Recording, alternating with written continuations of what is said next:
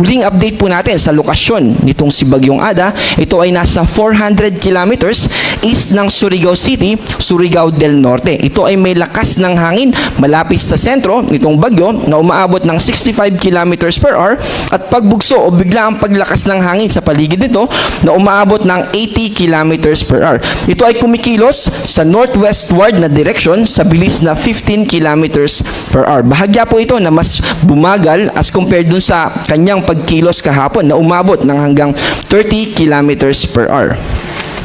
Para po sa ating forecast track, ito ay mananatili sa northwestward na direction papunta dito sa island ng Catanduanes.